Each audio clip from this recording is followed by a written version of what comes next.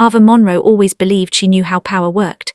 Maybe it came from watching her mother command courtrooms as one of Boston's sharpest attorneys, or maybe it was from listening to her father, a political strategist, talk over dinner about how influence wasn't about who yelled the loudest, it was about who held the room in silence.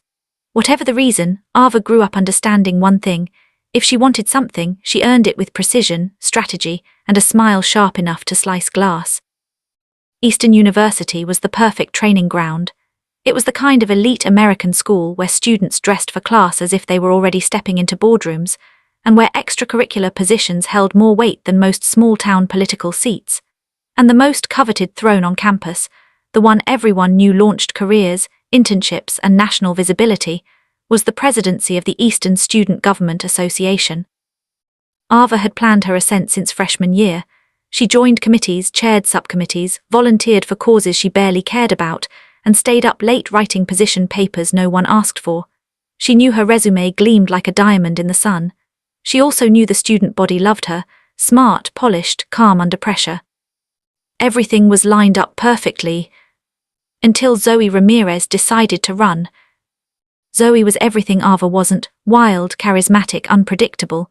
The daughter of a single mother who worked 2 nursing jobs, Zoe carried her background like a torch, and she knew how to ignite a crowd. She had a laugh that carried across the quad, a fierce Latina pride that made students look up to her, and a natural ability to make people feel seen. Social justice groups adored her. First-generation students worshipped her. Even athletes gravitated toward her energy. Ava's campaign was a polished machine. Zoe was a street-level movement. The clash was inevitable. It started with tension, turned to rivalry, and within weeks transformed into something dark, personal. Ava never wanted war, but Zoe seemed built for it. On the first night of the campaign, Zoe posted a video that blasted across campus within hours. In it, she accused the old guard candidates of not understanding the struggles of marginalized students. Ava recognized the jab instantly. Students reposted it with captions like, "Say it louder," and finally someone calling out the privileged candidates.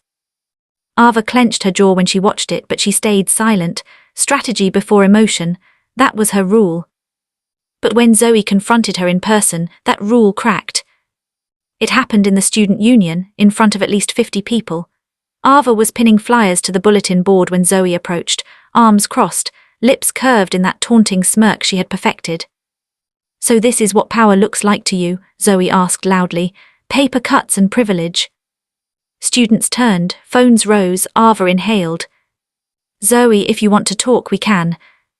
"No," Zoe said, stepping closer. "I want you to stop pretending you care about people you've never had to live like." A quiet hum spread across the union. Ava kept her tone calm. "I care about every student here. Running this campaign doesn't change that." Zoe chuckled. "Sweetheart, you don't even understand who every student is." The students laughed. Ava felt her chest tighten. Zoe walked away, basking in the rising applause like it was a spotlight. That night, Ava's campaign manager Riley paced in her dorm room. "You should hit back," Riley insisted. "A statement, a video, something." "No," Ava said firmly. "We go high, we stay professional, that's how we win." But she wasn't naive. She knew Zoe wouldn't stop, and she didn't. Rumors surfaced days later, claims that Ava once blocked a diversity initiative on campus, that she was backed by wealthy donors who wanted to control student policy, that she had competed in a high school debate where she argued against financial aid expansion. All twisted, exaggerated, or outright fabricated. Zoe didn't say she started the rumors, but she also didn't deny them. Ava's campaign took a hit. Events grew tense.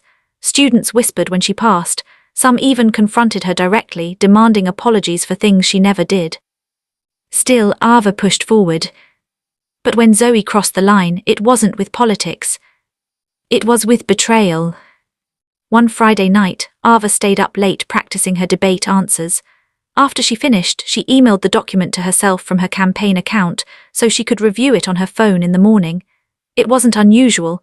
Ava was meticulous, always editing. The next day, she woke to chaos. 10 screenshots from her debate prep document had leaked on a campus gossip page. They were twisted, selectively cropped and taken out of context, suggesting Ava planned to manipulate minority groups for votes, fake empathy for lower-income students, and pretend to care about issues she privately disdained. None of it was true, but the images were damning. The comments exploded. "She's fake AF. Knew she was shady. This is who y'all wanna elect." Ava felt something inside her shatter. Her hands trembled as she scrolled. Riley called her with panic in her voice. "Ava, this wasn't a hack," Riley said. "The file was accessed by someone with your password." "My password," Ava breathed. "Yes, and you only told one person your password. One." Ava froze. Zoe. Zoe had begged for a temporary truce 2 nights earlier, claiming she wanted to keep things clean and respect each other's hard work. They met in the library, talked for 15 minutes, and Ava, stupidly, naively, logged into her account to pull up the debate schedule. She remembered Zoe standing behind her. Close, too close. Ava had wanted to believe Zoe genuinely cared about fairness. She should have known better. Rage burned hot through her bloodstream. For the first time, Ava dropped her rule. Emotion before strategy. Not public emotion, private, controlled, directed. Revenge. It didn't start with sabotage or exposure. Ava was smarter than that. She watched first, she waited, and Zoe, driven by the arrogance of gaining momentum, got sloppy. Zoe had a weakness, her grades. It wasn't public knowledge, but Ava knew rumors from student senate meetings. Zoe was charismatic, yes, passionate, yes, but she struggled academically, barely passed economics, nearly failed statistics. If she tanked one more course, she would lose eligibility to run for office under SGA rules. Ava didn't plan to exploit it. But Zoe handed her the weapon. She left her laptop unattended during a coalition meeting, wide open, no password lock, notes scattered across her desktop. Ava didn't touch the laptop, but she saw something that made her breath catch. Zoe's essay for her American government class. It wasn't plagiarized, no, it was something deeper. Multiple sections were written by a ghostwriter. Ava recognized the language instantly. It matched the writing style of a freelance student writer Ava once hired for editing help years ago. Zoe paid people to write her assignments. Ava took a picture of the open document, not of the screen itself, but of the essay's metadata page, which clearly listed the original author, Brandon Tate. A known ghostwriter. Ava closed the laptop. She didn't breathe a word. Not yet. She waited for the perfect moment. The night of the debate came quickly. The auditorium was packed. Students cheered for both women. Cameras streamed the event live. Faculty advisors sat in the front row, ready to judge. Zoe walked on stage confident, glowing with ego, waving at her fans like she was already elected. Ava walked on stage silent, composed but with fire behind her eyes. The moderators began the questions. Ava answered with precision. Zoe answered with passion. They clashed, they attacked, they defended. The tension was electric. Then the final question arrived. What do you believe is the most important responsibility of the student government president? Zoe smiled, stepping forward. Authenticity, she said. A president must be honest, real, transparent, someone who doesn't hide behind privilege or lies, someone who doesn't pretend to be for students while secretly mocking them in private documents. A murmur spread across the room. Ava could have stayed silent, could have stayed polite, could have swallowed the humiliation. But she didn't. She stepped forward, voice cold and steady. I agree, authenticity matters, which is why I think the student body deserves a candidate who earns her position with real work, real integrity, and real effort, not someone who submits assignments written by ghostwriters. The room exploded. Zoe froze. For the first time, the confidence drained from her face. Ava continued, academic honesty is a requirement for running for office, and I trust our faculty advisors will verify everything I just said, including the metadata file from your American government essay, which clearly lists another student as the author. Gasps, whispers, phones raised instantly.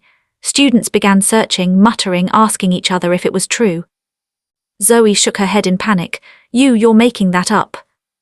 No, Ava said, but you made it easy when you left your laptop open during Monday's meeting. Faculty advisors exchanged urgent looks. The moderator tried to regain control, but it was too late. The debate was over. The next morning, campus news announced Zoe's immediate disqualification pending an academic integrity investigation. The ghostwriting evidence was undeniable. Maury professors came forward, admitting they suspected Zoe hadn't written several of her past assignments. Her academic record crumbled like wet sand. Zoe blamed Ava, screamed at her in the union, cried online, claimed sabotage, hacking, lies. But truth doesn't need defense. Her campaign collapsed within days. Ava won the election in a landslide, not because she was perfect, but because students respected strength, and because Zoe's downfall was too public, too messy, too humiliating for anyone to ignore. But victory wasn't the end. Revenge rarely stops at the win. 3 weeks later, Ava was sworn in as president. Zoe received a disciplinary sanction that permanently went on her academic record. Her scholarship was reduced. Clubs she once led removed her. She grew isolated, abandoned by followers who flocked to her only when she was loud, not when she needed loyalty. Ava didn't gloat, didn't brag, didn't post a single thing about the scandal. Her silence was more powerful than any words. One afternoon, Zoe found Ava alone in the courtyard. Zoe's eyes were swollen, her voice was hoarse. "Was it worth it?" she asked bitterly. Ava closed her notebook. "You leaked my private documents. You tried to destroy my name and my future." Zoe swallowed hard. Ava stood, stepping closer, calm, controlled, unshakable. "I didn't ruin you," she whispered. "You handed me the match and poured the gasoline. I just lit it." Zoe broke. Ava walked away. She never looked back.